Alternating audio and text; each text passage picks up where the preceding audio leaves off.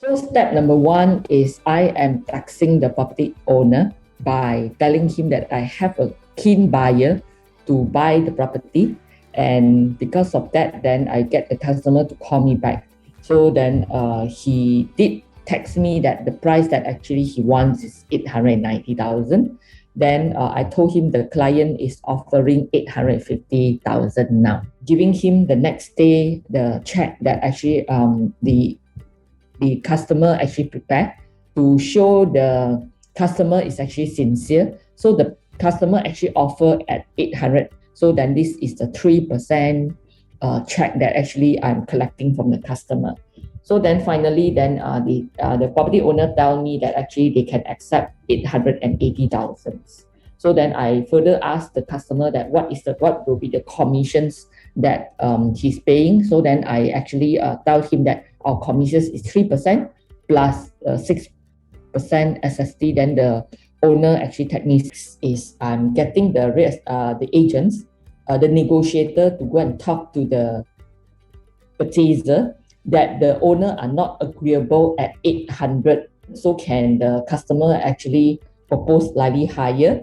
So the next thing that I did is I'm getting the real estate agents that co-book with me to talk to the purchaser for a higher offer. So then we managed to get the offer at 870,000. Whereas the owner actually is asking for 880. So that's another 10,000 difference in these situations. So what am I doing is that I actually try to go back to the real estate agents again. I say that we know that actually the property actually is selling very low at this moment because why? Before the pandemic, 2 years ago, the transaction in this area is going for 1 million. So therefore, 800 is actually considered quite a good offer. So what the agent can do is to request the property buyer to add another 5,000. So because of that, then confidently, I feel that confidence that this deal can close is because we have a 3% commission here. That what we can do is I'm actually talking to the property owner. So what the things that actually we can do is we try to close the gap by purchaser increase a 5,000. Then from our side, because we want to close the deal, then we know that actually the owner final price is 880,000. So therefore, we are giving 5,000 discount to the purchaser to close the gap. So now let me show you what is the things that actually we need to do before we can close the deal. So of course, the first thing, the thing that actually we need to do is we need to amend the offer letter from 850,000 to the 875,000. Then there is another issue here is because the customer already prepared a check of 3% of the 850,000. So therefore, we don't want to actually stir the things again. So what we do is that we remain the 25,500, the 3% as a deposit. And what actually we do is from here, then we actually putting in the balance upon signing the SMP. Then the customer need to pay the balance of 62,000 to become a 10%. So then the balance will be 90%, and all this is actually a normal thing that actually we need to do.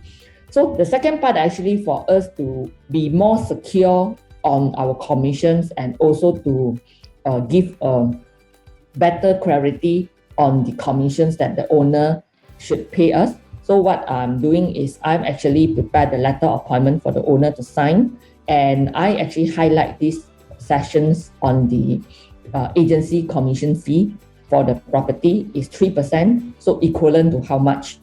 Then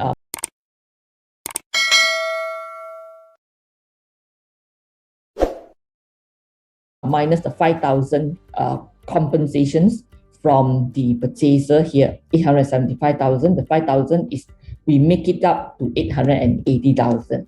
All right, but in the letter offer, I try not to touch the offer price by the purchaser because that will actually make the thing difficult, and it may need a longer time to close the deal.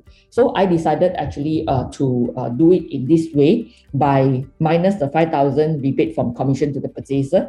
Then the commission to the agency will be 21,400 plus the SST. So then this is the part that actually I think is important for a real estate agent on the documentation, to handle all the documentation beforehand before we go and see the property owner to sign the letter offer.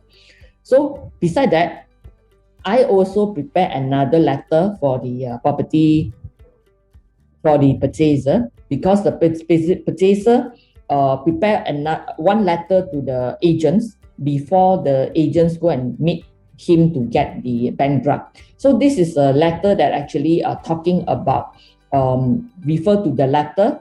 So then the offer actually is from 800 with the 3% that actually they are giving to the agent. Now, so on the telephone conversation this afternoon, the vendor agreed to sell the property, and the purchaser agreed to increase the purchase price to the 800. So therefore, then we will reissue the letter offer and do the price amendment, and after that, then we'll bank in the check for both parties. So this letter is actually play a very important role, because why?